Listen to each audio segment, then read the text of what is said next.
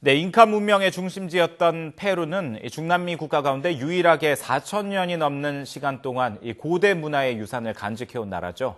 이 안데스 산맥에 숨어있는 경이로운 유적지인 마추픽추를 비롯해서 이 화려했던 잉카 제국의 생생한 흔적들이 관광객들의 발길을 사로잡고 있는데요. 이 시간에는 중남미 7개 나라를 종단한 홍윤호 전 한국일보 기자와 함께 이 페루에 대해서 자세히 이야기 나누겠습니다. 어서 오십시오. 네, 안녕하십니까. 네, 잉카 제국 또 태양의 나라로 유명하죠, 페루는. 네. 먼저 어떤 나라인지 간략하게 좀 소개를 해볼까요? 예, 말씀하신 대로 페루는 대표적인 잉카 제국의 후예입니다. 기원 전부터 그 남미 안데스 고원, 안데스 연안, 고원하고 이제 태평양 연안에 있던 고대 문명들의 통합체가 바로 잉카 제국이었습니다. 잉카는 원래 왕이라는 의미고요. 네. 다시 말해서 왕이 다스리는 나라다 이런 뜻입니다. 남미에서 세 번째로 큰 나라고요. 원주민하고 메스티조가 인구의 대부분을 차지합니다. 수도 리마, 그다음에 잉카 제국의 수도였던 쿠스코가 있고요. 네. 수도 리마 같은 경우는 스페인 정복자 피사로가 건설한 도시입니다. 네. 그 페루 하면 아마 많은 분들이 이 잃어버린 공중 도시라고 불리는 마추픽추를 빼놓을 수 없을 것 같은데요. 네. 역시 이것도 다녀오셨죠? 예, 그렇습니다. 그 남미 여행의 백미라고 할 수가 있습니다. 저보고 중남미 여행지 중에서 가장 인상적이었던 곳 딱 한 군데만 꼽으라 그러면 마추픽추를 꼽습니다. 네. 그리고 이제 그곳에서 쿠스코로 이어지는 아름다운 안데스 고원입니다. 그 페루를 가고도 마추픽추를 못 가보면 한마디로 안 꼽는 찐빵이다. 이렇게 할 수가 있죠. 그런데 이제 페루 여행을 하시는 분들은 당연히 마추픽추를 보기 위해서 간다고 해도 과언이 아닐 것 같은데 네. 그러지 못하는 분들도 있다고요? 그렇습니다. 시간이 우선 2, 3일 예. 잡아야 됩니다. 그 시간이 2, 3일 잡는 것도 있지만 또 비용도 만만치 않습니다.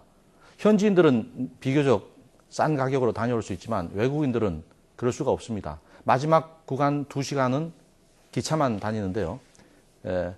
같은 기차 몇 량을 외국인 전용 칸으로 개조했습니다. 그래서 예. 1인당 7, 8만 원에서 많게는 40만, 50만 원 이런 엄청난 가격을 받기 때문입니다. 그리고 네네. 우선 또 그 리마에서 쿠스코까지 가는 것도 비행기를 이용하든지 예. 아니면 버스를 이용해야 되는데 버스는 무려 21시간짜리 장거리 버스입니다. 그래서 여러 가지 또 다른 그 시간이 많다면은 싼 가격들을 여러 가지 방법들을 찾아볼 수가 있습니다. 네네. 근데 보통 이제 외국 여행객들 경우는 일정이 이제 딱 짜여져 있지 않습니까? 예. 그러다 보니까 이제 울며 겨자 먹기로 예. 비싼 돈 들여서라도 다녀올 수밖에 없는 것입니다. 예. 그 웬만한 여행객에는 마추픽추가 쉽게 그 자리를 내주지는 않은 것 같은데 물론 이제 접근성이 좀 쉽지 않은 그런 부분도 있겠습니다만 예. 그 마추픽추가 굉장히 높은 고지대에 있지 않습니까? 그래서 고산병을 겪는 그런 여행객들도 있을 것 같은데 실제로 딱 가보시니까 어떻던가요?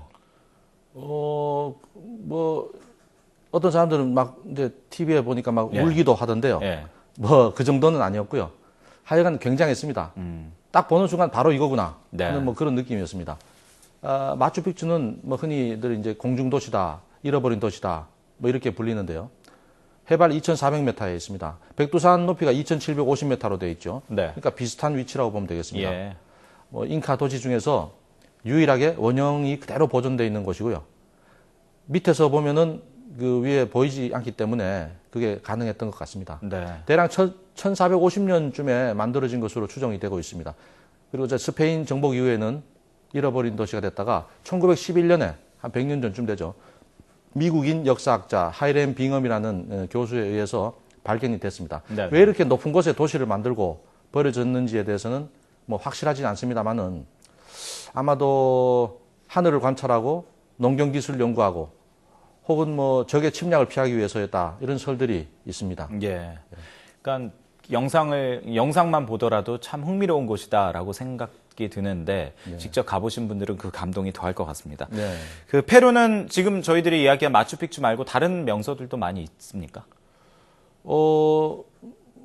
마추픽추도 좋지만 예. 그 이른바 그 안데스 고원의 성스러운 계곡이라고 합니다. 세이크리드 밸리라고 하는데요.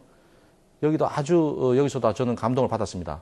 이제 여기 가면 이제 오얀타이탐보, 친체로, 우르밤바강 이런 거 같은 옛 유적지들하고 쿠스코를 잇는 지역인데요.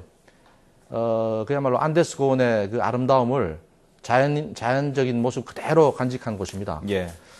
특히 마라스라는 마을 부근에 이제 볼거리들이 많습니다.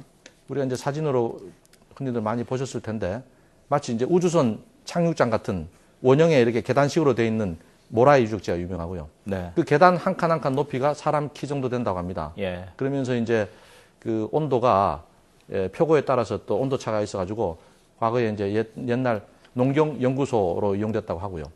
거기서 이제 얼마 안 떨어진 곳에는 살리네라스라는 곳이 있는데요. 이 살리네라스는 계단식으로 된 소금밭입니다. 눈부신 하얀 소금밭이 쫙 펼쳐져 있고요. 네.